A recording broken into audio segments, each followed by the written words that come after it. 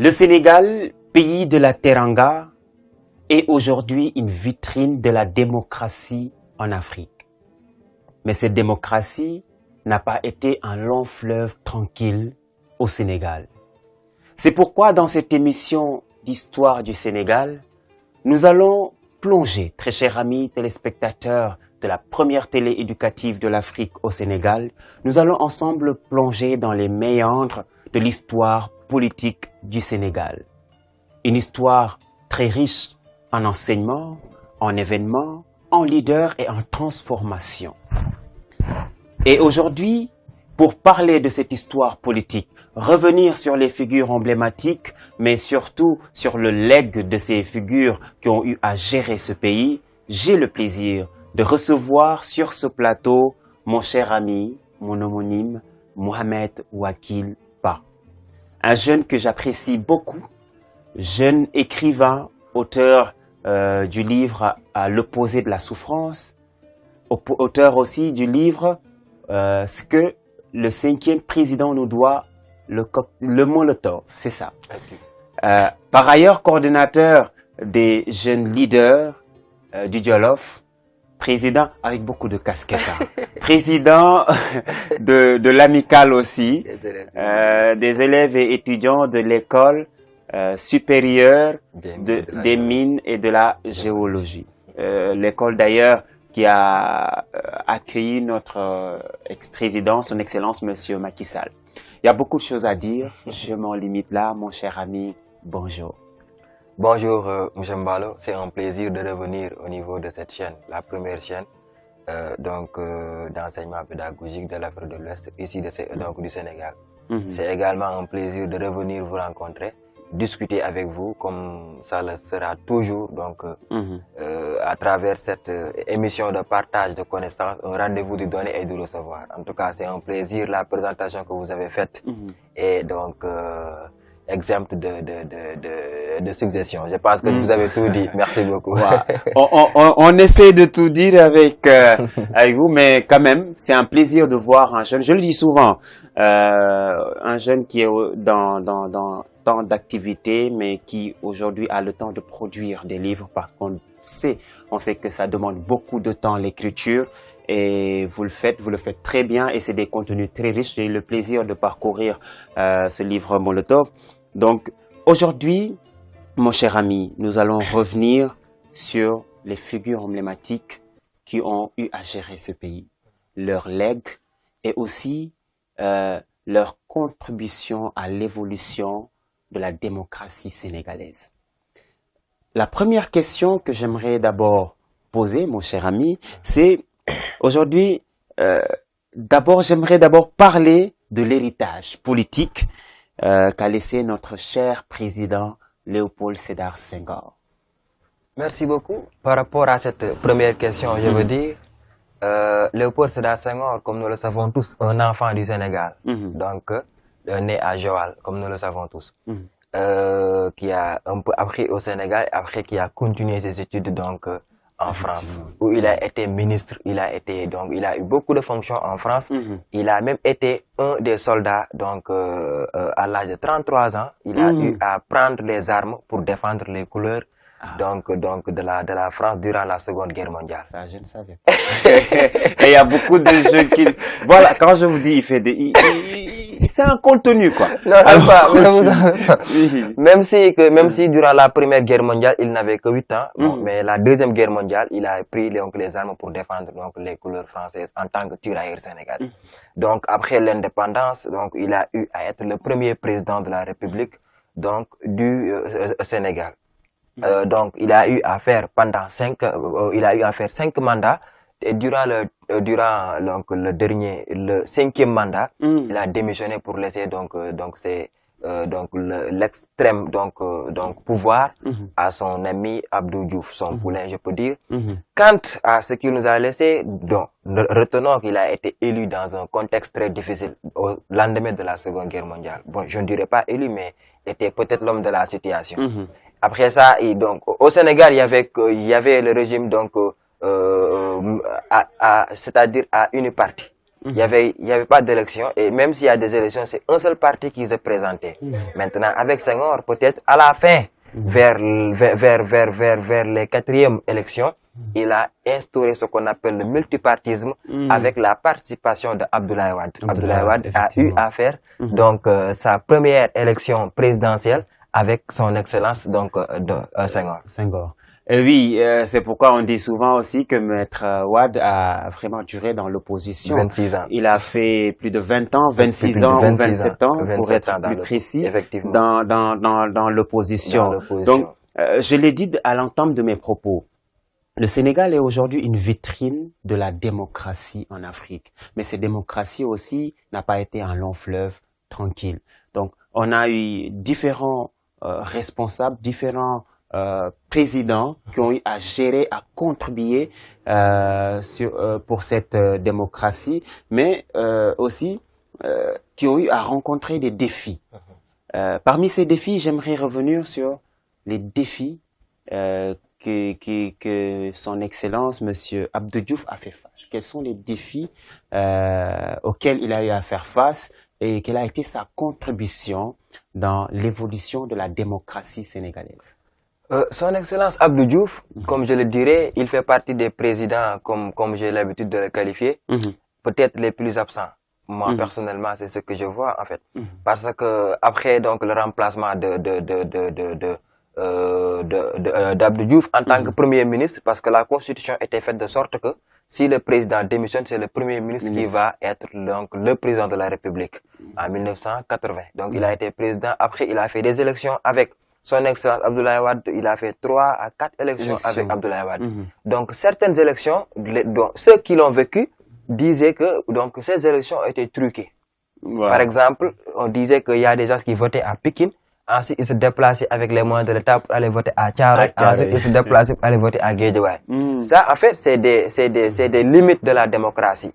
Parce que Abdoulaye Wade, comme on l'appelait le Nyombor, il était dans l'opposition. Il n'avait pas les moyens de faire circuler les personnes pour qu'ils votent pour lui. Effectivement. Néanmoins, Abdou Diouf, quand même, a eu à faire quand même des choses par rapport donc à la démocratie. Vu que ce sont des socialistes, ils ont cet esprit donc de socialiste, quelqu'un qui veut bien faire. Ils appelaient leur démocratie, donc la démocratie du socialiste, en fait. Ce qu'ils voulaient faire, c'est de laisser tout le monde s'exprimer, mais malheureusement, ils ne l'ont pas fait. Au fil du temps, Abdou Diouf, il maugréait. En effet, il était un peu méchant avec son entourage, ce qui lui a valu d'ailleurs, donc le soir en 2000, d'être conduit au second tour par Abdoulaye Wade. Et sur l'histoire politique du Sénégal, les Sénégalais d'habitude, quand ils sentent que le responsable devient un peu plus dur, les Sénégalais commencent à sanctionner.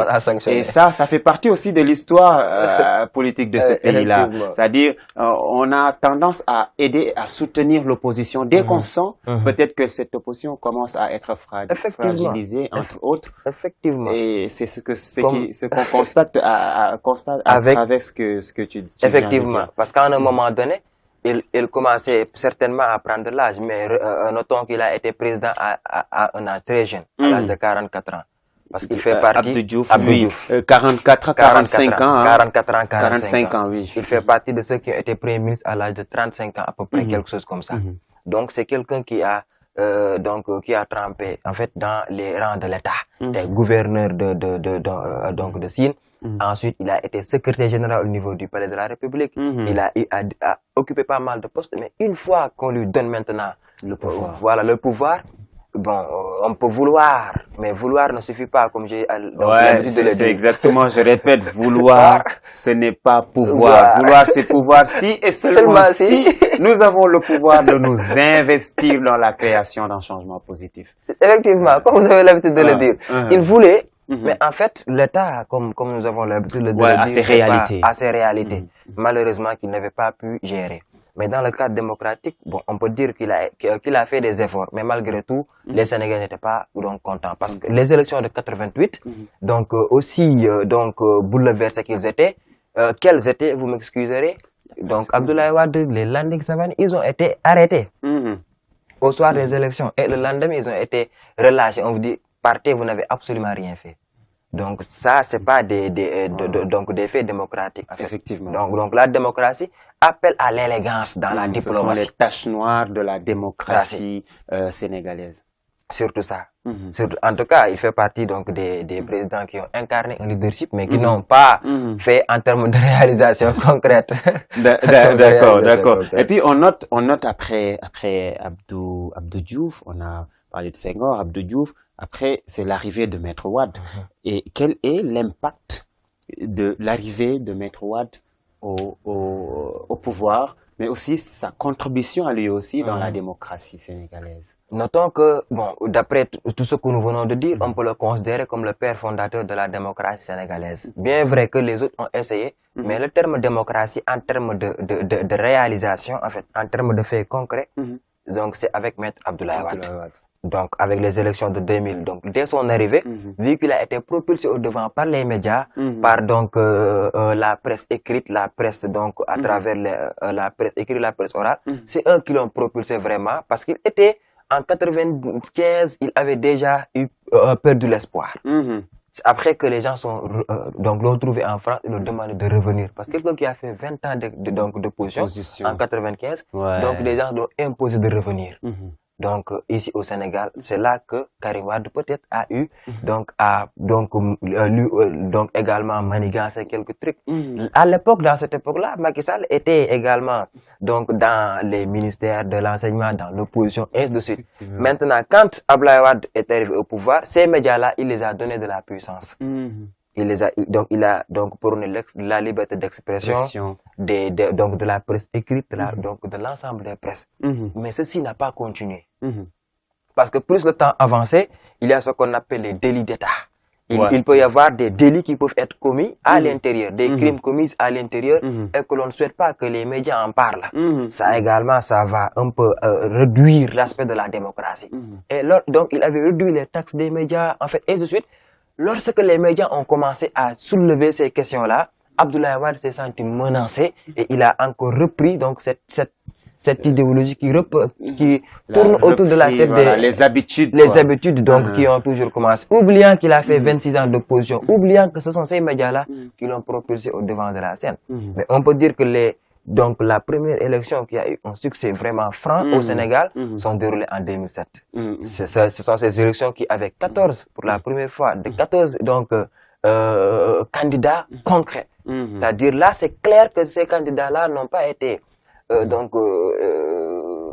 n'ont pas subi de violence, et ainsi de suite. Ils ont été autorisés à candidater. Et ces élections ont été organisées par son successeur Abdoulaye Wade, Macky Sall, lorsqu'il était ministre de l'Intérieur. Ces élections, c'est Idriss Seck qui était deuxième. Mais le pourcentage ne lui permettait pas d'aller au second tour. Après, bon, on peut dire qu'Abdoulaye Wade a beaucoup participé sur l'éveil de la démocratie, mais à la fin de son mandat, de son second mandat, il y a eu des faits. Lorsque Macky Sall a voulu entendre son enfant au niveau de l'Assemblée nationale sur un projet, en fait, pour recevoir, là, il a refusé. C'était par rapport au, je pense, sommet islamique. Merci beaucoup. Les fonds qui ont été gérés par pour l'organisation, voilà, qui ont été gérés par en tant que président de l'Assemblée, Macky a autorisé les enquêtés à convoquer son enfant, et ça, c'était vraiment le début des problèmes. Nous reviendrons même sur ça, effectivement. Et avec Maître Wade, comme vous l'avez dit, on note quand même l'évolution de la démocratie au Sénégal. Il a beaucoup fait, Maître Wade, quand même pour la démocratie sénégalaise. Et comme tout président, tout gouvernant, tout responsable de pouvoir, il y a des points positifs et des points négatifs. Parce que aussi, c'est ça, gouverner. On est appelé à faire face. Parfois, c'est pas facile. Mais quand même, on note, comme on l'a dit, avec le nom de son parti, Sopi. Sopi wonna lu bari. Wala bëggoon na Sopi lu bari. Et après Maître Wade, on a aussi l'arrivée de Macky Sall, le président Macky Sall. Et comme on est en train de parler des figures qui ont quand même géré ce pays, oui, aujourd'hui, Macky, c'est récent. Il y a eu beaucoup d'impact. Moi, ce que j'aimerais peut-être partager, c'est aujourd'hui, la question que j'aimerais vous poser, c'est quels ont été, selon vous, les points positifs et les points négatifs peut-être par rapport à la gestion de Macky Sall et aussi à sa contribution par rapport à la démocratie. Je rappelle que c'est un président que vous aimez beaucoup. Vous aimez beaucoup Macky Sall. Et donc, j'aimerais quand même qu'on parle aussi de ça, de sa contribution, mais aussi des points peut-être à améliorer. D'accord. Un jour, j'ai parlé à un taximan qui m'a dit, un vieux taximan qui m'a dit, Macky Sall a échoué partout où il devrait réussir et il a réussi partout où il devrait échouer. D'accord, Macky Sall, le président Macky Sall a échoué partout où il devait réussir et il a réussi partout où il devait échouer. Depuis ce paradoxe, l'extrême paradoxe. Ouais, paradoxe. C'était dans le Ramadan. Je suis resté jusqu'à 22h, j'ai pas pris donc mon dogu parce que la phrase revenait dans ma tête. Mais c'est autre chose. Jusqu'à présent, j'arrive pas à voir, en fait, d'où est-ce qu'il veut. C'est comme cette phrase dans ton livre. Dès que j'ai ouvert ton livre, Molotov, c'est la phrase qui m'attaque. Je dis, prenez 18 millions de Chinois, vous les amenez au Sénégal, dans 10 ans, le Sénégal sera parmi les pays les plus développés.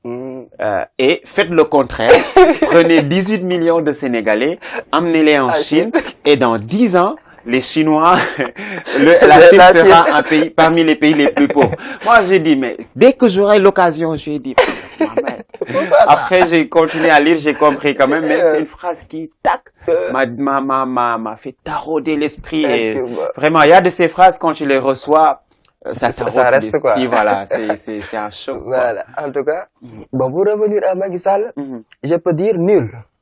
Que tu sois de l'opposition, de la société civile, du pouvoir, ne peuvent venir dire que Macky Sall n'a pas travaillé sur les infrastructures, sur les routes, sur les péages, sur tout ce qui est infrastructure. Récemment, avec l'inauguration donc du stade Abdoulaye Wade, avec l'inauguration du BRT, l'inauguration donc du TER, l'inauguration donc du secteur ministériel de Diamniadio.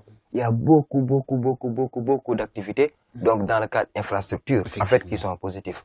Je pense que ce que le régime de Macky Sall peut-être a failli, c'est en effet c'est dans l'homme. C'est dans l'homme. En fait,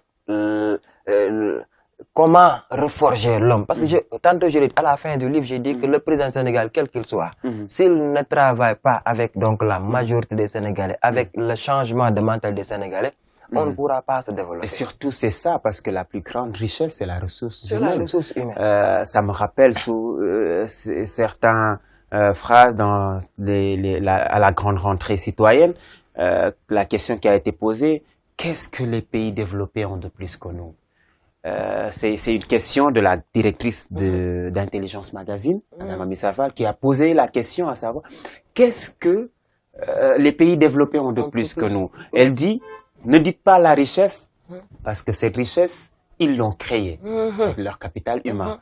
Ne dites pas des ressources, parce que les ressources aussi, l'Afrique a plus de ressources. Donc, c'est tout simplement le savoir, la compétence et la connaissance. C'est-à-dire, la ressource humaine, c'est tout ce qu'il faut, c'est la plus grande richesse pour transformer un pays. Et vous avez parfaitement raison. C'est là que Macky Sall a échoué. Je ne peux pas comprendre qu'un conseiller du président de la République soit quelqu'un qui était dans le passé, un homme donc dans les médias qui insultait. Oui. Il en a recruté beaucoup. Effectivement. À l'Assemblée nationale, Kourama qui n'avait pas sa place là-bas. Surtout à la fin, excuse-moi, surtout à la fin, on voyait énormément, c'était comme si on n'avait plus besoin de tête à l'Assemblée nationale. On avait besoin de, si on peut les appeler d'influenceurs, de ceux qui sont là juste pour démonter, voilà, pour dire les choses afin de blesser ou bien parce que il y avait vraiment plus de débat intellectuel. Tu avais honte quand tu entendais certains députés, comme tu l'as dit, on a l'exemple de Kouramaki, on a l'exemple de beaucoup. Oui. Il y en a. Donc, il a failli là-bas, en fait. Mais même dans ses gardes rapprochés, je voulais pas dire dans son secteur, les ministres, des ministres qui passent tout leur temps dans les médias. Le ministre de la Jeunesse, Pape Malick et qui communique très mal. On le voyait H24 à Numbelan. C'est comme s'il travaillait à Saint-TV. Donc il a échoué dans ce cadre-là, dans le cadre de bonne gouvernance, dans le cadre de donc des faits comme transparence. En fait, il n'y avait pas ce qui respectait les populations sénégalaises dans le gouvernement de Macky Sall. En quelque sorte, bon, même quand il disait, vous mandat il n'y avait pas de respect. Ouais. Mais il n'y avait pas de respect. Parce que le président, c'est pas aussi le roi. Le roi, pas... en fait, même le roi, on n'est pas obligé d'aller lui dire pour être, pour avoir des élections. C'est ça. Vous voyez. De toute façon, peut-être le roi a plus de pouvoir que le président. Mais même le roi, ne doit pas. Il ne communiquait pas de cette manière. De la sorte. Parce que ça a été très sanctionné quand tu lis même le livre Discours de la servitude. On dit souvent les erreurs qui ont été commises on parle souvent des erreurs par les tyrans. Et parmi ces erreurs, il y a aussi le fait d'avoir l'impression que le pays nous appartient, que c'est notre propriété. C'est ça le problème. Voilà, parce qu'il y a de ces arguments, quand tu laisses sortir ces arguments, c'est comme si, voilà, c'était ta propriété privée. C'était ta propriété. Alors que, voilà, ça a frustré beaucoup de monde. Oui, nous n'avons en aucun cas caché notre appartenance avec Macky, c'est-à-dire notre familiarité, parce que nous l'aimons. Effectivement. Nous sommes ceux qui aiment actuellement Ousmane Sonko. En 2030 ou bien en 2035, si Sonko fait comme Macky Sall, ils ne pourront pas le supprimer naturellement, aussi rapidement de leur cœur. Nous avions aimé Macky Sall depuis 2012, avant même 2012. Donc c'était difficile pour nous de faire sortir cet amour-là, malgré il y avait beaucoup de choses avec lesquelles nous n'étions pas d'accord. Mais cette phrase-là fait partie des phrases qui me dégoûtent en fait sur sa gestion. Qu'on se dise la vérité. Non, ça a choqué. Ça a choqué beaucoup de monde. En fait, la communication, le respect de la population, le respect des peuples qui se sont battus pour qu'il soit président en 2011, 21 juin, avant même le 23 juin. Parce que le 23 juin vient, donc vient à partir du 21 juin. Peut-être après, on va... Allez-y, ne vous gênez pas. Allez-y. Donc, le 21 juin, quand Abdoulaye Wade voulait faire passer à l'Assemblée nationale une loi, en fait, qui va faire instituer le poste de vice-président dans le gouvernement et la réduction, en fait, donc du suffrage valablement exprimé pour gagner les élections au premier tour à 25%. Macky Sall, quand il a descendu au niveau de la part de souvenir, c'était les peuples qui étaient descendus avec lui. Si ce n'était pas ce peuple-là, on n'aurait pas parlé donc du 23 juin. Effectivement. Donc, il doit respecter ce peuple-là. Le respect des peuples. Effectivement. C'est ce qui a manqué dans le cadre de la démocratie. En quelque sorte. Parce que l'État n'est légitime que si le peuple est souverain. Que si le peuple, il y a une condition sine qua non. Que si le peuple est souverain. Et la véritable puissance, la véritable force de l'État, c'est le peuple. C'est le peuple. Parce que aujourd'hui, ce qui a fait qu'aujourd'hui ce changement a soufflé, c'est parce que le peuple, à un moment donné, a voulu la rupture et le changement. Et ils ont soutenu, peut-être, tout ça.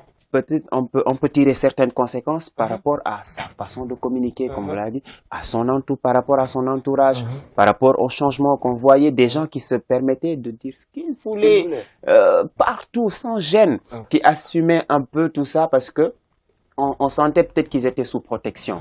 Et ça a frustré, du monde, comme tu l'as bien dit, il y a beaucoup de gens qui ont aimé Macky Sall. Oui, parce qu'aussi il est aimable. Il a un parcours respectable. Et avec ce parcours-là, jusqu'en 2019, jusqu'en 2018, il était très aimable. Personne n'y peut absolument. Et avec beaucoup de respect, parce que moi, quand j'ai lu Sénégal au cœur, sincèrement, j'ai apprécié le parcours. Tu ne peux pas ne pas apprécier. Mais j'ai dit, mais ce monsieur-là. Mais après, l'État, c'est compliqué de gérer. Oui, c'est l'État, c'est comme je l'ai dit. Les hauts et les bas. C'est comme je l'ai dit dans une émission. À un moment donné, les dirigeants de l'État sont comme des chiens enragés. Un chien enragé, il ne reconnaît même plus son propriétaire. Il ne reconnaît même plus les enfants du propriétaire. Il ne reconnaît même plus le voleur. Donc, il va donc faire tout ce qu'il veut, en fait. Le pouvoir rend fou. Le pouvoir rend fou, en fait. C'est ça. Mais en termes donc de démocratie, bon, il y a des avancées, mais également il y a des limites. Effectivement. Il y a des limites donc, dans le gouvernement de Macky Sall. C'est clair qu'il y a beaucoup de limites, mais quand même, on note quand même quelques avancées. Parce qu'aujourd'hui aussi, quand on parle de démocratie sénégalaise, le Sénégal a toujours été un pays pacifique, toujours été un pays. Parfois, on a l'impression que c'est fini, le pays va brûler, c'est la guerre civile, voilà. Mais après, ça, c'est dur, mais après, Dieu merci, on arrive à trouver un consensus aussi, parce que le peuple peuple sénégalais est un peuple très pacifique. C'est un peuple qui n'aime pas la violence. Et s'il y a moyen de trouver une solution pacifiquement, on privilège tout simplement cela. Et on peut aussi revenir un peu sur peut-être l'évaluation. Comment évaluez-vous le rôle des mouvements citoyens et de l'opposition dans la promotion de la démocratie au Sénégal? Ils ont un rôle essentiel à y jouer. Par exemple, quand vous prenez donc un mouvement comme Aar Sunu Élection, je sais pas, il y avait un mouvement. Oui, ils ont joué beaucoup un de rôle crucial dans le fait, donc dans le cadre de la tenue de ces élections à date échue. Parce qu'on peut dire, mais c'est-à-dire le problème en est que ces têtes-là oublient. Quand ils sont en pouvoir, ils oublient tout ce qu'ils avaient fait pour qu'ils soient là. Bon, c'est ça le problème. Et c'est ça le paradoxe aussi, parce que on s'est battu. On s'est battu pour qu'il soit là. Et on était contre le troisième mandat. On était contre le troisième mandat. Et après, avec son arrivée, bon, il n'a pas dit ouvertement, mais on avait l'impression qu'il essayait. Et après avoir compris que c'est fini, c'est plus possible, ils ont essayé de trouver des alternatives, mais c'est le même combat, fallait pas en arriver là. Fallait pas. Parce qu'aujourd'hui, Macky a réussi énormément de choses. Point de vue infrastructure, point de vue... Il a réussi. Il pouvait être l'un des meilleurs présidents historiquement. Historiquement. Et même de l'Afrique. Hein. Ouais. Mais après, c'est l'amour du pouvoir qui vient tout gâcher. Qui vient tout gâcher. Et on était en train de parler de ces forces donc de l'organisation civile. En fait, il y a de ces personnages-là qui sont dans l'organisation civile qui... Donc, je pense que comme le président est en train de le faire, Bassirou Diomaye Faye, de faire voter une loi qui va assurer une protection des gens qui vont donc donner l'information de ces gens-là. En fait, je pense que ces lois doivent être promues le plus rapidement possible. Pour que ces derniers-là, ces dernières personnes-là puissent avoir en fait la protection et la garantie. Il le faut en fait. Même je peux dire c'est obligatoire. Effectivement. En fait. Mais attention, ces lois-là peuvent avoir des limites. On ne sait jamais parce que l'État, ça rend fou. On en a déjà parlé. C'est clair. Donc déjà, nous avons entendu donc le DIRCAP donc du président de la République et donc le directeur de cabinet, le professeur Mertognan, impliqué dans des rapports que lui-même il avait donné l'autorisation donc de publier. Donc si on était dans le temps normal, il devait donc démissionner en attendant l'éclaircissement des choses. Mais est-ce que ça va se passer comme ça? Est-ce que également ceux qui étaient dans l'organisation civile, est-ce qu'ils n'étaient pas donc de l'opposition cachée? Mais lui-même, il avait donné l'autorisation de publier ces rapports-là. C'est ce que j'ai dit. Effectivement. C'est ce que vous avez dit. Et c'est important de signaler pourquoi. Parce qu'il y a beaucoup de gens qui se battent pour qu'on ne publie pas de rapport. Voilà. Donc ça aussi c'est. Mais comme vous l'avez dit, quand on est impliqué dans une chose, par élégance, voilà, on va voir la suite. Dans votre livre aussi, vous avez parlé, je pense c'est vers la page 109, vous avez parlé des partis politiques. Cité plus de 304 partis politiques. L'apport aussi de ces partis politiques-là par rapport à la démocratie sénégalaise, parce que l'opposition aussi a un rôle à jouer. Ce n'est pas, en fait, en termes de partis politiques que l'on veut juger donc la démocratie d'un pays. C'est par rapport aux qualités. Donc, de toutes les qualités, en fait. Donc, les qualités des débats, les qualités donc des leaders dans l'opposition. On peut être dans un pays où il y a que 2 ou 4 partis politiques et que l'opposition soit ferme. Effectivement. 304 partis politiques et les 150, on ne les connaît même pas. Il n'existe que de nom. À chaque fois, on ne voit pratiquement que 2 partis qui portent le combat. Qui portent le combat. Voilà. Qui portent le combat. Voilà, qui portent le combat. Si, c'est ce que j'ai dit, si en principe, chaque parti a une vision, un projet, et donc l'itinéraire propre à ce parti-là pour développer le Sénégal. Est-ce qu'on peut avoir 304 idéologies? Ça veut dire qu'il y a certainement des affrontements d'idéologie. Pourquoi pas se constituer en équipe?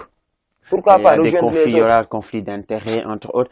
Et le plus important, comme tu l'as dit, c'est pas la quantité, mais la qualité. La qualité. On n'a pas besoin de beaucoup de partis. On a besoin de partis qui viennent avec un projet, comme peut-être le PASTEF qui est venu avec un projet, qui a tout fait pour que les Sénégalais acceptent ce projet. Et si les autres avaient fait peut-être la même chose, forcément, on a s'ils avaient même discuté entre eux, ils allaient pouvoir trouver des points pour s'unir. En fait, c'est pas le parti politique qui les intéresse, c'est leur personne qui les intéresse. Ils ne sont pas comme Ousmane Sonko. Et ce qu'ils veulent, c'est diriger le parti. Je suis le président du parti, on vous appelle président. Ousmane Sonko, il est le président du parti, mais lorsque le moment de sauver le Sénégal est venu, il s'est rabaissé pour montrer que, pour faire de la grandeur. Un acte de... Dans les acteurs, toujours, donc, de la société civile, quand il y a des faits qui ne datent même pas de 2 ans, 3 ans, le cas de Y'en a marre avec Kilifeu. Kilifeu fait partie des personnes là qu'on respectait, qui étaient donc au devant de la scène pour manifester. Mais quand on l'a attrapé, met dans le sac, en train de falsifier des passeports diplomatiques, quand même des personnes de la société civile comme Kilifeu, impliquées dans ces problèmes-là, pour moi, je me disais, il a été piégé. Jusqu'à ce que lui-même, qu'il démissionne au niveau de Y'en a marre, moi, je me disais qu'il a été piégé, parce que je n'arrive pas à y croire. Donc, il y a ce qu'on appelle un malentendu dans la société civile. Si vous prenez le cas de Dambodj, par exemple, si tu es être dans la société civile, ne veut pas dire être dans l'opposition. C'est clair. Dans la société civile, si l'État fait des choses correctes, il faut apprécier. Si l'État fait des choses qui ne sont pas bonnes, il faut également donc dire votre point de vue. De même dans l'opposition. Mais on a comme l'habitude que ces derniers-là sont beaucoup plus dans l'opposition. Être de la société civile ne t'empêche pas d'apprécier ce que le président de la République fait. Il y a une différence entre être de la société civile et être opposant. Oui, parce que moi, j'ai une amie, j'ai une personne que je suis, Gaël Babacar, qui est aujourd'hui dans la société civile, mais parfois, il y a des choses qu'elle apprécie, il y a des choses qu'elle apprécie. Même dans l'opposition, si l'opposition fait des choses qui ne sont pas correctes, il faut dire à l'opposition ce que vous venez de dire. En fait, c'est grossier. Il faut revoir votre communication. Le cas de Birame Souleye Diop, ce qu'il avait dit, ça avait causé un problème de diplomatie entre notre pays et des pays limitrophes. C'est clair. Donc, de même en fait, ça dépassait même, donc, je peux dire, l'opposition. Là, l'opposition même devait signer une pétition pour le demander de s'excuser. De même que la société civile. Mais qu'est-ce que nous avons remarqué? Lorsqu'il a peut-être été interpellé, c'est la société civile même qui voulait le défendre. Mais parfois, il y a de ces problèmes-là, il faut les régler de manière impartiale.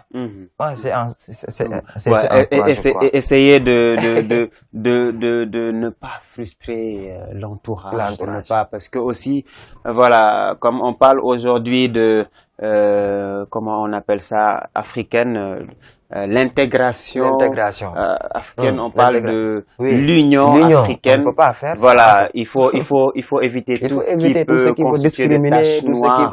Voilà, je vous suis et je comprends parfaitement. Alors, dans l'histoire politique du Sénégal, la jeunesse a toujours eu, elle a toujours eu un impact. Un impact quand on voit le projet SOPI, à un moment donné, a été porté par la jeunesse. Et c'est cette jeunesse qui a permis l'alternance, qui a permis à Maître Abdoulaye Wade d'avoir des pouvoirs. Et aujourd'hui, quelques mois avant aussi, on a eu cette jeunesse qui a permis quand même au président Bassirou Diomaye Faye d'être président. Donc, le rôle de la jeunesse, l'impact de cette jeunesse dans l'histoire politique du Sénégal. Je pense que c'est un rôle crucial, comme je l'avais dit. La jeunesse joue un rôle crucial si et seulement si la jeunesse identifie en fait ses cibles. Il y a une différence entre savoir ce que tu dois faire et identifier tes cibles. Je pense que la jeunesse, dans ces deux situations-là, la jeunesse a identifié en fait ses cibles. Et ces cibles, c'était le gouvernement qui les a empêchés d'être recrutés. C'était le gouvernement qui les a envoyés dans la mer. C'était le gouvernement qui les a empêchés pendant 10 mois d'aller à l'université Cheikh Anta Diop de Dakar. C'était le gouvernement qui ne les a pas orientés à l'heure qu'il fallait. C'était ce même gouvernement-là qui a. Donc la jeunesse a identifié, a repéré ses cibles. Elle dit, attends, qu'est-ce qui ne va pas? Donc la jeunesse a joué un rôle crucial. Maintenant, pourquoi la jeunesse a accepté de faire le sale boulot? Comme je peux m'exprimer ainsi. Bien vrai que ça peut être. Ça peut être. Mais bon, la jeunesse a accepté de faire le sale boulot parce que on a tué combien de jeunes? Plus de 50 jeunes. On a emprisonné plus de 700 jeunes. Donc, ça veut dire que c'est la jeunesse qui a fait le plus gros du travail, en fait. Si la jeunesse était restée chez elle, il n'y avait pas, donc, ces résultats-là. Donc, la jeunesse, si elle sait ses cibles et qu'elle s'y met, donc elle peut apporter donc beaucoup de choses donc au niveau du pays. Comme le gars l'avait dit, dis-moi, quelle jeunesse tu as, je te dirais quel pays tu auras. Si en 2024, nous avions une jeunesse donc décontractée, une jeunesse qui se lasse donc de tout ce qui est problème du Sénégal, dans 10 ans, on sait quel pays nous allons avoir. Un pays qui est dirigé par des incompétents, un pays où ce sera toujours la continuité de l'ignorance, la continuité des problèmes de recrutement, des problèmes de... En fait... Donc, si je vous suis, donc on va dire, est-ce que peut-être on va pas dire que est-ce que c'est pas la jeunesse qui a accepté de faire les plus durs sacrifices. Oui, voilà, les jeunes ont été prêts. Il y en a qui ont été prêts même à donner leur vie. Oui. Mais dans les plus grands changements dans l'histoire, même pas l'histoire politique du Sénégal, mais dans l'histoire, dans le monde, aujourd'hui les plus grands changements, les plus grands projets, les plus grandes révolutions ont été portés par des jeunes. Le prophète Mohammed, paix et salut sur lui, quand il était à la Mecque, quand il était venu avec ce projet, si on peut l'appeler projet, avec l'islam, ce sont les adultes, les vieux qui étaient contre lui. Mais à la fin, ce sont les jeunes qui ont porté ce projet. Ce sont les jeunes qui l'ont permis de consolider et d'accomplir sa mission. Et quand on revient ici aussi, c'est la même chose. Donc, dire, est-ce qu'on va, aujourd'hui, la jeunesse sénégalaise est en train d'écrire, avec sa manière, d'écrire l'histoire et de montrer qu'elle est capable, tout simplement, d'apporter sa pierre à l'édifice et dignement avec tout ce qu'il faut. Et le plaisir en est que chacun a sa manière. Tu entres sur TikTok, les footballeurs, s'ils jouent, ils vont faire de telle sorte que l'image de Sonko va sortir. Ils vont faire passe Sonko. Ceux qui vendent donc des mads, tout à l'heure, donc on le voit, mad Sonko, Moumini, chacun a sa manière. Les chanteurs, combien de sons ont été donc créés? Même les chanteurs religieux avaient créé une chanson qui avait fait le tour du monde. Donc le tour sur en fait, la jeunesse dans toutes ses formes, donc cette jeunesse-là en masse, elle a compris ce qu'elle avait à faire.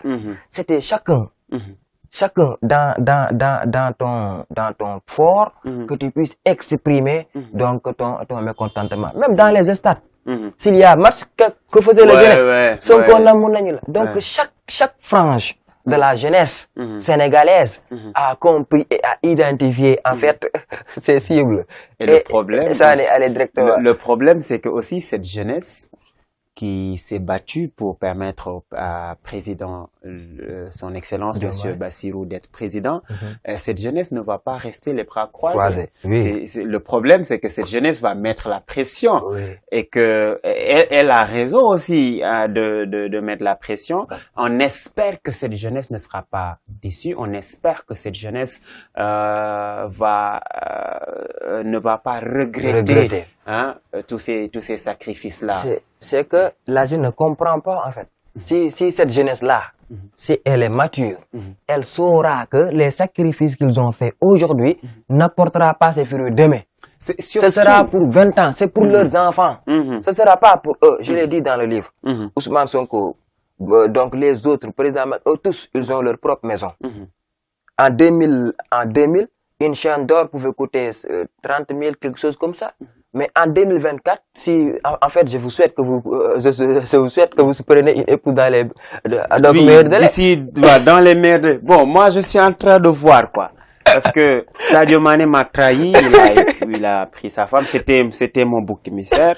Maintenant, voilà, le nouveau président, il est venu avec deux femmes. C'est compliqué. Donc, ça devient obligatoire pour nous. C'est compliqué, waouh. Je l'ai dit, il te faut au moins 1 million pour avoir une chaîne en or. Une très belle chaîne en or. Et pourtant, donc, l'or est fabriqué au Sénégal. Notre or, nous avons des tonnes d'or ici au Sénégal au niveau de Sabotola. Qu'est-ce qui se passe? C'est nous, la jeunesse, c'est en fait nous qui allons souffrir dans ces causes-là. Tonnes de ciment en 2014, Je me souviens avoir été le chef de chantier de mon papa en 2004, j'avais 13 ans. J'étais le chef de chantier en 13 ans. Mon papa m'a confié des tâches très jeunes. C'est moi qui ai acheté une tonne de ciment à 65 000 ou bien à 60 000 même. Actuellement, la tonne de ciment coûte 87 000 francs CFA. C'est compliqué, mon Donc, cher. les 4 millions que mon papa avait utilisés pour construire une maison, ces 4 millions-là, si toi tu utilises 4 millions, tu ne vas avoir que le fondement. Et pourtant, toujours comme je l'ai dit, et donc le matériau, et donc le ciment, et le fer, tous existent au niveau ici au Sénégal. Qu'est-ce qui se passe? Donc, nous tous qui avons sacrifié donc, des années, si vous prenez le cas de Pape Abdoulaye Touré, il a été exclu de l'UCAD pour 5 ans. Il a été maltraité. Il a abandonné donc ses activités, sa famille, tout, pendant des mois, pour s'investir dans ce projet-là. Si ce projet-là n'est pas rentable, peut-être pour lui et pour toute la jeunesse, ça peut causer des frustrations. De même que pour tout. Mais les jeunes doivent comprendre que ce projet-là qu'ils se sont embarqués, c'est pas un projet pour aujourd'hui, c'est pour nous, nos enfants. Le changement ne se fait pas en 2 jours, ne se fait pas en quelques années. C'est un projet qui demande du temps. C'est d'ailleurs même là le plus important. C'est-à-dire le plus important, ce n'était pas de se battre. C'est cette jeunesse-là qui risque de dégager encore Ousmane Sonko, de dégager Bassirou Diomaye Faye. Je suis sûr, parce qu'en 10 ans, qu'est-ce qu'ils vont se dire? Oui, c'est tout ce qu'on s'attendait d'eux, ils n'ont absolument rien fait. Alors qu'ils ne comprennent pas. Nous qui avons compris, peut-être qui avons une petite idée, on doit faire passer l'information de telle sorte qu'ils puissent savoir que ce n'est plus un combat donc éphémère, c'est à long terme. Oui, comme pour que nos enfants. On dit souvent, peut-être c'est Rome ne s'est pas fait en nos jours. Rome, je sais pas. De même Paris. Oui, Paris ne s'est pas fait en nos jours. Donc, il faut comprendre que la patience aussi fera partie du parcours. Alors, on a parlé de beaucoup de points sur l'histoire. Le rôle de la jeunesse, le rôle des figures emblématiques, mais le rôle des médias. Oui. Parce que aussi les médias ont contribué à cette démocratie. Bien sûr, il y a des points positifs et points négatifs, mais le rôle des médias aujourd'hui. Le problème, je vais commencer avec le cas d'RTS. Pour le moment, l'RTS fait partie des premières chaînes, en fait, pour le moment, parce qu'avec l'arrivée de Diomaye. Et ce que les populations ont oublié, en est que RTS est en train de faire ce qu'il faisait avec Macky Sall. Exactement. L'RTS n'a absolument rien changé. C'est ce qu'il faisait, c'est ce que cette télévision-là faisait avec le président de la République. C'est ce qu'elle fait avec le président Bassirou Diomaye Faye. Il n'y a pas lieu à applaudir pour le moment. Il y aura lieu à applaudir quand il y aura un nouveau Ousmane Sonko. Donc, une nouvelle donc, ossature de l'opposition. Est-ce que cette RTS-là va continuer à faire des reportages sur Ousmane Sonko, sur Bassirou Diomaye Faye pour que tout le monde applaudisse? Est-ce que la RTS aura le courage de faire face et d'encadrer donc les sorties de l'opposition, de la future opposition. Pour commencer. Vous avez parfaitement raison. Vous avez parfaitement raison. En fait, il y a beaucoup de jeunes qui chantent les louanges de la RTS actuellement, mais le problème c'est que il y a absolument rien. Voilà, rien n'a changé. Rien n'a changé. La RTS est là pour obéir, pour faire plaisir au président de la République. Maintenant, dans 2 ans, s'il y a une nouvelle opposition, est-ce que l'RTS va changer de main? Est-ce que le président va obliger à cette télévision-là de continuer à encadrer seulement les événements du gouvernement, de tout ce qui se passe là-bas, ou bien donc l'État va dire, ou bien l'RTS en tant que le PDG va donc autoriser à ce que l'on fasse une impartialité dans les revues, dans les journaux, et ainsi de suite. Bon, sans pour autant souligner les cas donc de radiations qui ont été commises au niveau de l'IST. Des radiations commises au niveau de l'IST. Donc la dame là, Diariette, si je me trompe, qui a été irradiée du seul fait qu'elle a autorisé de faire passer une information concernant l'arrestation d'un opposant. C'est compliqué. Vous voyez, on va attendre. Ça fait partie de l'entrée en matière dans le vif de la question. Maintenant, quand il s'agit maintenant des autres télévisions, qui, depuis des années, l'opposition nous faisait croire qu'ils ne payaient pas de l'impôt, parce que, voilà, s'ils parlent, l'État va les forcer à payer l'impôt, ainsi de suite, avec le cas de Walf. On a vu tout ce qui s'est passé avec Walf. Donc, les médias ont un rôle important à y jouer. Parce que je peux dire, même ma grand-mère, qui est à Dara Djolof, elle avait mieux l'information que moi sur le cas de Sonko. Sonko, actuellement, il est au camp pénal. Autant, on n'entendait même pas camp pénal. On entendait c'est rebus ou c'est mort. Effectivement. Maintenant, si la presse joue un rôle important de sorte que, parce que je me dis que les événements qui sont passés au Sénégal ont eu lieu en 88, ont eu lieu en peut-être 2011. Effectivement. Sauf que, il y avait des limites, donc plus de visibilité. La média n'avait pas à l'époque les moyens de faire passer l'information. En 88, est-ce qu'il y avait même de télévision? Dans le village, qu'il n'y avait qu'une seule ou bien 2 télévisions au maximum et des radios. Les radios qui ne pouvaient pas capter même au-delà de 5 km. Donc, comment ces radios-là pouvaient faire passer l'information? Donc, en 2023, 2021, 2022, 2023, 2024, on peut dire que l'information circulait à temps. On pouvait être ici et savoir ce qui se passe à Yeumbeul. Yeumbeul Info, les télévisions, Dakar Info, et de suite Info, et de suite Info. On pouvait être ici à Dakar, savoir ce qui se passe à Louga, savoir ce qui se passe dans l'Assemblée nationale. Ça fait partie donc des choses là qui consolident la démocratie, qui permettent à tout un chacun d'avoir la bonne information. Et c'est exactement ça. Je profite pour rendre un vibrant hommage à tous les médias, en tout cas, qui ont contribué à cette lutte. Et peut-être, comme vous l'avez dit, essayer de conscientiser aussi pour la RTS. Mais on espère en tout cas que ça va changer, puisque on a eu des promesses sur cette liberté de la presse, parce que aussi la presse a un rôle extrêmement important. C'est pas pour rien qu'on dit qu'il détient l'information, détient le pouvoir. Et là aussi, elle a longtemps aussi peut-être eu son rôle dans l'histoire politique de ce pays. Alors, aujourd'hui, je l'ai dit à l'entame de l'émission, le Sénégal est une vitrine de la démocratie. Je vois beaucoup de pays voisins, beaucoup de pays africains chanter le Sénégal, célébrer cette démocratie-là. Bien sûr, c'est une démocratie avec des points, avec des taches noires, mais quand même, on peut dire que c'est un pays qui est vraiment apprécié dans le monde. Alors, quelles sont aujourd'hui les leçons que le Sénégal peut tirer de son expérience démocratique? La première leçon, c'est l'humilité présidentielle, comme je l'appelle. L'humilité présidentielle. Ne pas être emporté par le désir ou bien par la folie de la présidence. Il y a ce qu'on appelle la folie du palais. Quand tu entres dans le palais, tu sais que les 14 régions, les 52 000 villages, les je sais pas quoi, aucun n'a le droit de faire quoi que ce soit sans mon autorisation. Cette puissance, ça entraîne la folie. L'excès de puissance, ça entraîne la folie. Et ceci, la seule arme qui permet de lutter contre cette folie-là, c'est l'humilité. L'humilité, c'est clair. C'est l'humilité, le respect, la discipline.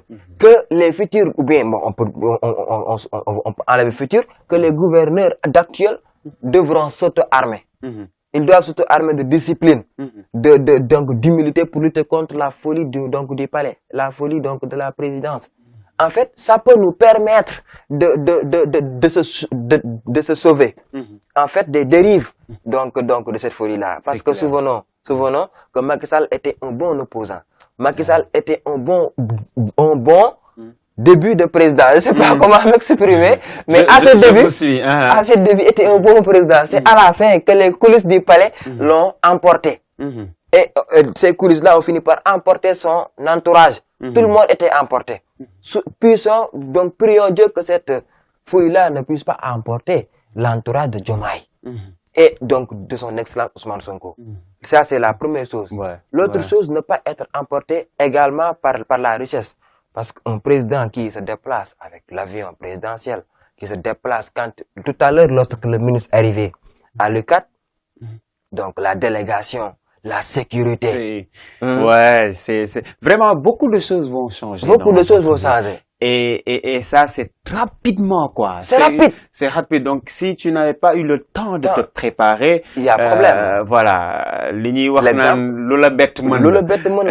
est patent. Avec Seigne Bara, le gars là, le marabout de Cheikh Bara Ndiaye. Cheikh Bara Ndiaye. Quand il voulait aller à Touba pour entrer, on lui dit, attends, Oui, et moi-même, j'ai vu l'image, j'ai dit, mais attendez, ça... Aduna, parce que c'est un monsieur qui, il y a quelques mois, partageait le même lit d'hôpital avec Ousmane Sonko, qui s'est tellement donné la prison et tout. Mais aujourd'hui, il a du mal à avoir accès. C'est pas la volonté du président Diomaye, mais c'est le protocole. Voilà. Et il y a beaucoup de gens qui ne vont pas le comprendre ainsi. Et ça, peut-être, ça va frustrer, mais il faut comprendre que le président n'est plus Monsieur Bassirou Diomaye Faye. C'est vrai, il est le président. Il est le président. Maintenant, lui aussi, il doit comprendre qu'il doit être le même. Pour ceux qui ont été là. Il y a une dualité. Voilà. C'est une dualité qu'il doit faire. Il n'est pas le même, mais il est le même. Il n'a plus le même statut. Le même statut. Mais que cela ne puisse pas influencer sa façon de faire. Effectivement. Il a toujours été très humble, très discipliné, très aimable, très simple. Et les gens continuent aussi à voir ça et à l'apprécier ainsi. Si on parvient à se sauver de ça, je pense que ce sera les plus belles leçons. Parce que ce qui a emporté le gouvernement sortant, c'est cet orgueil-là. Effectivement. Qu'on fait donc preuve la majorité des ministres. Force restera à la loi. Force restera à la loi occulte. Ils utilisaient même un langage arrogant. Dans la communication, il y a de l'arrogance. Il y a également donc de la, je sais pas, de l'humilité. Ils utilisaient un langage arrogant. Le ministre de l'Intérieur, c'est à la fin de son discours qu'il saluait les gens. C'est vrai, c'est la logique, mais en fait qu'il se fasse avec une humilité. C'est clair. Avec une humilité, l'ex-ministre de l'Intérieur. Mais tout ça là doit en fait pousser donc le gouvernement a tiré des leçons sur ça. Et je pense quand on voit ces sorties récemment, le président Bassirou Diomaye Faye, on voit peut-être qu'il y a toujours cette humilité. Quand je le vois marcher pieds nus pour aller à Touba, quand je le vois recevoir, peut-être certains ne vont pas aimer parce que dans l'histoire, quand Maître Wade l'avait fait pour cueillir des prières de Sen Saliou, on avait dit, beaucoup de médias avaient titré la démocratie à terre, je sais pas, l'État à terre, je sais pas comment ils ont titré ça, mais pour montrer que, voilà, il s'est soumis à d'autres autorités religieuses et peut-être qu'il ne se fasse pas influencer. Maintenant, on est à un point, peut-être malheureusement, voilà, c'est le temps, mais j'ai un problème. Et beaucoup de Sénégalais ont ce problème-là. C'est que dans l'histoire politique de ce pays, tous les duos pour gérer le pays se sont transformés en duels entre les partenaires, les amis. Il y a beaucoup d'amis, historiquement, qui se sont dit, allez, on va s'entraider, on va se battre pour le Sénégal. Et dès l'arrivée au pouvoir, quelque temps après, ces deux amis-là, ça devient un duel. Au lieu d'un duo, c'est un duel entre ces deux-là. On se rappelle du 17 décembre 1962 avec Léopold Sédar Senghor et Mamadou Dia, qui après l'accession au pouvoir a occupé des postes. Même on pourrait dire qu'il a été des postes qui sont équivalents au poste du Premier ministre. Mais ensuite, il y a eu un duel, il y a eu un problème entre ces deux-là. L'histoire a continué avec Abdou Diouf et son Premier ministre Habib Thiam, qui est aussi, ils ont partagé plus de 50 ans d'amitié. Et malheureusement, cette histoire-là s'est terminée par un duel. C'était un problème. Ensuite, on a eu Maître Abdoulaye Wade et son fils Idrissa Seck. D'ailleurs, il l'appelait papa et l'autre disait que c'est mon fils. Mais ce duo s'est transformé aussi en duel. On a vu Macky Sall qui est venu aussi avec son premier ministre. C'était Abdoulaye John, Mimi. Abdoulaye John, c'était Mimi. Mais bien avant ça, on a eu Abdoul Mbaye, son premier ministre. Abdoul Mbaye, c'était aussi un duel après avec Mimi Touré, n'en parlons pas. Est-ce que aujourd'hui l'histoire ne va pas se répéter avec son excellence Monsieur Bassirou Diomaye Faye et son éminence Monsieur Ousmane Sonko? Il y a une loi, je vais commencer par après cette loi qui dit que les mêmes causes produisent les mêmes effets. les mêmes causes produisent les mêmes effets. Si, par exemple, bon, parmi la fois passée, j'ai rappelé la connaissance entre Bassirou Diomaye Faye et Ousmane Sonko. La connaissance la plus étrange, c'est entre Abdoulaye Wade et Macky Sall. Quand Macky Sall était élève ingénieur à l'Institut des sciences de la Terre de Dakar, il était en deuxième, je sais pas, première année. Abdoulaye Wade était dans l'opposition, dans la rude opposition.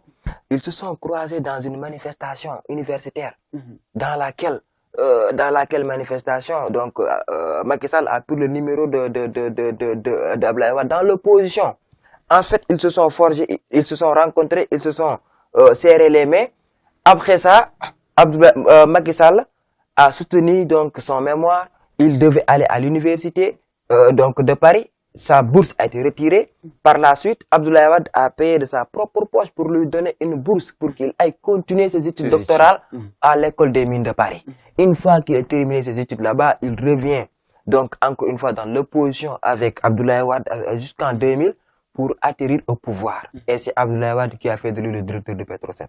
C'est Abdoulaye Wade qui a fait de lui le ministre de l'assainissement et de l'eau, le ministre de l'Intérieur, le premier ministre, le président de l'Assemblée nationale, chef de l'opposition. En fait, et tout ceci, Sonko ne l'a pas encore fait pour Diomaye, mais on peut dire qu'il a fait beaucoup plus. Effectivement. Parce que l'honneur de céder la présidence, surtout, l'honneur de dire voilà, parce qu'à un moment donné, Sonko avait la capacité d'un petit dieu au Sénégal. S'il avait même dit c'est El Malik aujourd'hui va devenir président. Vous devez juste se tromper et dire c'est Mohamed Malo. Là, vous allez voir que je deviens président de la République. Si c'est trompé, aujourd'hui, je serai déjà au palais en tant que quelque chose comme ça. C'est clair. En fait, je peux dire que Bassirou a une lourde tâche. Effectivement. S'il y a un problème, tout le monde saura quel camp sera le problème, Sonko n'est pas fautif. Quel camp sera le problème, Ousmane Sonko ne sera pas fautif. Même s'il est fautif, il n'est pas fautif. Ça, que ça soit très clair dans la tête. La première réaction, c'est il l'a trahi. Point. Et ça même, c'est ce qui serait logique. Parce que Ousmane Sonko a tout donné pour Bassirou Diomaye. Même si actuellement, Bassirou Diomaye trouve Ousmane Sonko dans d'extrêmes situations délictuelles, je ne sais pas, quoi qu'il en soit, qu'il sache que c'est lui qui a tort. Ousmane Sonko n'aura jamais tort. Ça, parce que ce qu'il nous a montré, en fait, depuis 2000, depuis 2002, il est dans l'administration, il n'a jamais détourné, il n'a jamais fait, il n'a jamais. Aujourd'hui, il a eu toute la force du monde, toutes les forces même du monde au Sénégal, il a transféré ces forces-là. Quoi qu'il puisse arriver, accepte. C'est ça. Ça, c'est la première règle que Diomaye doit s'auto-armer pour ne pas avoir quelques centimètres ou bien quelques centilitres d'orgueil pour pouvoir dépasser Ousmane Sonko. Si cette maladie-là, de l'orgueil, l'atteigne, en fait, si une fois qu'il est atteint par 0,5 litres d'orgueil, c'est-à-dire 11, il peut y avoir donc cette dualité, en fait, ce duel-là. Ce duel peut avoir lieu quand il y a 0,5 onces de Et ce problème-là, ce n'est vraiment pas ce dont le Sénégal a besoin. Les Sénégalais n'ont pas besoin de ça. Je rappelle que c'est deux amis qui ont partagé beaucoup de choses. Je rappelle que le fils de président Diomaye porte le nom d'Ousmane Sonko. Et Ousmane Sonko a été le premier à céder le pouvoir pour son ami. Oui, il y a eu des histoires, il y a eu des duos, mais quand même cette amitié-là, il n'y a pas plus fort. Est très fort et très intime. Il n'y a pas plus fort que de céder la présidence pour toi. Voilà. Et c'est très fort et c'est très intime. Oui. Donc, nous, ce qu'on souhaite, c'est vraiment le meilleur pour ces deux-là. La santé, pour gérer la protection, le bien-être, pour gérer notre cher Sénégal. Ce fut un plaisir, monsieur Mohamed Ouakil. C'est toujours un plaisir, d'ailleurs, on voit pas le temps passer, d'échanger avec toi à travers ces questions politiques, parce que tu es aussi très informé par rapport à l'histoire, en tout cas politique, mais aussi par rapport à beaucoup de points qui sont liés au Sénégal, au développement et à la culture générale. On peut pas finir, pas terminer cette émission sans revenir un peu sur le livre Molotov. Hein? Aujourd'hui, on a fait le tour quand même de quelques points, mais quels sont les points que tu aimerais que les Sénégalais puissent retenir de ce livre? En fait, il y a, je l'avais dit tantôt dans une émission, si quelqu'un n'a pas le temps, ou bien si quelqu'un n'a pas le temps de lire, il peut juste lire 2 parties. Le code de la naïveté et les préoccupations majeures de la société. Quand il lit le code de la naïveté, ou bien en substitution, donc un lavage de cerveau pour un Sénégal meilleur, il pourra savoir il pourra se classer lui-même, il est dans quelle situation. Moi, parfois, je relis le texte, je me dis, attends, mais il y a un problème, hein? Moi-même, j'ai un problème pour me classer dans la société. Il y a beaucoup de problèmes dans la jeunesse. S'ils parviennent à lire le code de la naïveté, eux-mêmes, ils pourront faire une introspection pour savoir où est-ce qu'ils se situent. Est-ce qu'ils doivent améliorer leur comportement à travers la citoyenneté, le patriotisme, ou bien est-ce qu'ils sont donc dans le bon côté. Ça, c'est cette partie-là, je souhaite vraiment que les gens puissent donc lire le code de la naïveté. Le code de la naïveté. C'est un passage qui s'adresse directement au lecteur, à la personne, et c'est des passages qui te permettent d'avoir une introspection, de te poser des questions. Et les solutions vont t'aider à connaître un peu qu'est-ce qu'il faut améliorer, quelle est ta position vis-à-vis de la société, mais qu'est-ce que tu peux aussi apporter à cette société. C'est pourquoi je l'ai appelé description de l'homo sénégalensis. Parce que pour servir ce peuple-là, il faut le décrire. Et nous avons intérêt à quel type de Sénégalais, à quel type de jeunesse. En fait, ça, c'est la première partie. Là, peut-être, si quelqu'un est trop surchargé, il peut lire directement la dernière partie. Je l'avais dit, quand quelqu'un lit cette partie-là, les préoccupations majeures de la société, il ne fera pas un vote inutile. C'est impossible pour lui, parce qu'il saura les urgences. Où se situe le mal, où se situe le problème, qu'est-ce qui ne va pas, qu'est-ce qu'il nous faut pour un Sénégal meilleur dans 5 ans, dans 6 ans, dans un avenir proche. En fait, c'est intéressant pour le citoyen d'avoir, bon, je peux dire que nous n'avons pas traité donc des choses grandioses qui n'ont jamais été dites, mais quand même nous avons usé de notre petite expérience pour apporter en fait ce sel critique qui manquait à certains Sénégalais. Parce que je peux dire que nous avons essayé de toucher dans l'ensemble des branches qui existent à travers des points comme la démocratie, donc les enjeux économiques, les enjeux environnementaux même. Vous avez parlé aussi vous êtes adressé aussi aux partis politiques. Ouais, vous êtes même le parti avant la patrie, je pense, c'est comme ça que vous l'avez intitulé à la page 39. Vous avez donné quand même des informations et les Sénégalais vont se retrouver dans ce genre de phrases. Le parti avant la patrie ou bien la patrie avant le parti. Vous avez ce genre de titres parce que c'est des phrases qu'on a l'habitude d'entendre. Maintenant, le contenu, est-ce que c'est le même? Je ne pense pas, pour avoir jeté un coup d'œil, pour avoir pris le temps peut-être de lire. Je le conseille, surtout aux partis politiques, aux acteurs politiques, mais surtout aux Sénégalais lambda, à la jeunesse sénégalaise. En tout cas, c'est un plaisir. C'est un plaisir, encore une fois, de te recevoir sur ce plateau. Le débat a tellement été passionnant qu'on n'a pas vu le temps passer. Mon cher Wakil, on est malheureusement obligé de mettre au terme, en tout cas, cette discussion, parce que on est rattrapé par le temps. Alors, quel est votre mot de la fin? D'accord. Bon, ce sera juste d'abord des mots d'excuse, parce que depuis 14 heures, vous étiez là en train de m'attendre. Non, c'est pas un problème. Voilà, j'étais sur le point de venir. C'est à l'instant là qu'on nous a informé que le ministre doit venir à l'université. Comme vous l'avez dit en tant que président de l'amicale des élèves ingénieurs, parce que si je suis là, c'est grâce à eux. Donc, je dois également peut-être prendre de mon temps pour les représenter là-bas. Donc, c'était ça et je m'en excuse. Merci également pour la compréhension. Bon, autre chose, peut-être remercier donc l'équipe, donc les caméramans et tout ça, en fait, l'équipe de Télé-École, qui malgré tout a accepté d'attendre en fait, donc que je sois là. Et je m'excuse vraiment de ce retard-là.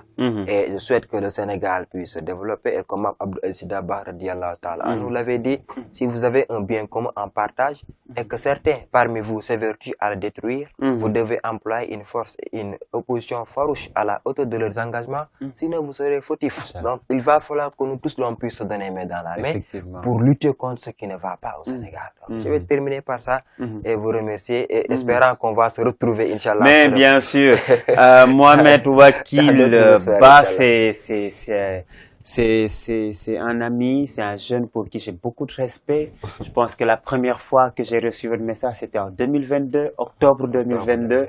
C'est la première fois, je pense, pour être plus précis, pour Amphit, c'était le 1er octobre 2022. Parce que quand j'ai reçu votre message, ça m'a fait plaisir. C'est-à-dire, le message que vous avez pris le temps de m'écrire, parce que mais ligne ma wax ci message bi, ça a attiré mon attention. Je dis, mais li yombul en fait. Nit bo xamantene da fay gis. Parce que faut tamit doguma la. Li tax ma wax ko, c'est parce que ñun li may wax sama gars man je ne triche pas avec ceux qui respectent leurs parents. Man nit bu sa papa taxawé wax ci yow lu rafet rek. Am na ce respect déjà présent et dañuy sétane émission ñun ñëpp gis sa papa lu wax ci yow, gis sa waa kër lu wax ci yow. Té lolu moy en fait la jeunesse. Gis nga parents li ñuy wax parents xeer la ñun nen lañ. Ku mënti daanu ci ko morom. C'est clair. Genre da ngay te yow amoo sax xel ñaaru daanu bi sax. waxu daanu kon kooku kon. donc respect boobu lañ am ci yow di ñaan aussi jeunesse bi ñu def comme yow. parce que nit bu la say parents respecté wul kenn du la respecté boo respecté wul say parents doo respecté kenn. c'est la base. te loolu gis nañ ko vraiment ci yow te loolu moo ñu gën a sax tax sax ñu am sa complexe ak sa respect. yow dañ laa dénk sànc à l'âge de 13 ans. jël ko fayu na. naka yow à l'âge de 13 ans lañ la dénk sànc xam naa ne am na nu mu doon demee boo amoon 30 ans sax duñ la ko dénk donc aussi moo tax du bett kenn boo nekkee ndaw di bind ay livre boo nekkee ndaw di jiite ay kuréel parce que nekkoo ci benn kuréel ay kuréel yu bari la li ñuy wax nekk ndaw terewut a am jom donc gis nañu jom ji ci yow mais gis nañu aussi bëgg bi li ma la gën a jàppee mooy bëgg bi nga bëgg xam-xama gëstu beeg ñoom seen bokk na ci li tax ma gën la jàpp. Donc très chers amis téléspectateurs, c'est toujours un plaisir de vous servir pour vous faire plaisir en tout cas parce que c'est notre seul et unique désir ici à la télé-école Histoire du Sénégal balaa may tëj waaw comme d'habitude dama sañse waxoon naa leen ko émission bi passé ma mën a sañse machallah alhamdulillah alhamdulillah couture moo fi jaar Baysal à la cité Mandela Fass Mbao kilomètre 18 bu ngeen demee mu defal leen des costumes africains sur mesure ngeen wax li ngeen bëgg mu defal leen ko c'est le 77 787 53 31 Baysal moo def nii donc merci beaucoup à l'ensemble des téléspectateurs de la télé-école de ñu fàtte remercier l'équipe technique Fallou Moussa Mass Mamour ñu ngi remercier ñëpp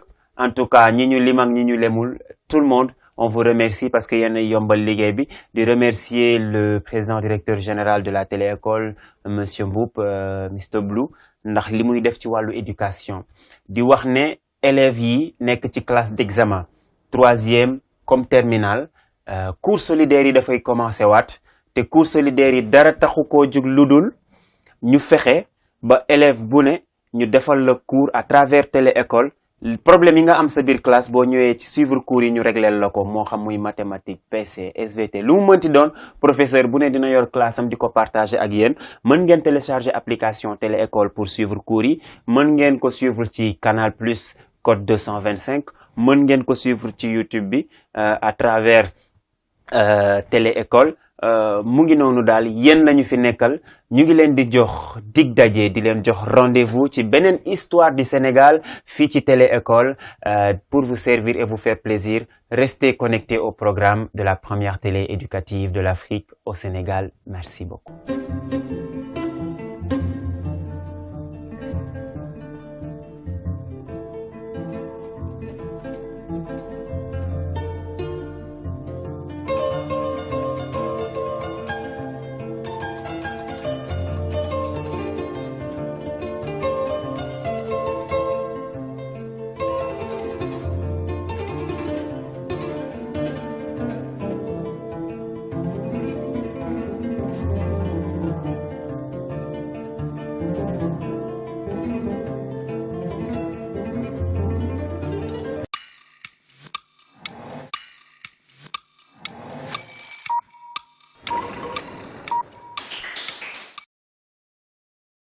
asalaamaaleykum seen télévision bi jiitu ci Afrique ci wàllu jàng jàngale ak yar ñu naan ko télé école moo leen indil programme bu mag ñu tuddee ko waa daara ji waa daara ji fas yéene ànd ak yéen fépp fu daara am ci Sénégal ngir yaatal xam-xam ak won leen li daara defar ci mim réew émission bi nag di waa daara ji dañ koy bàyyeeg ñooñ daara ñu di ko taxawu ànd ak comité scientifique bu télé école ak télé école ngir xam ne daara ji kenn jiituwu ko ci éducation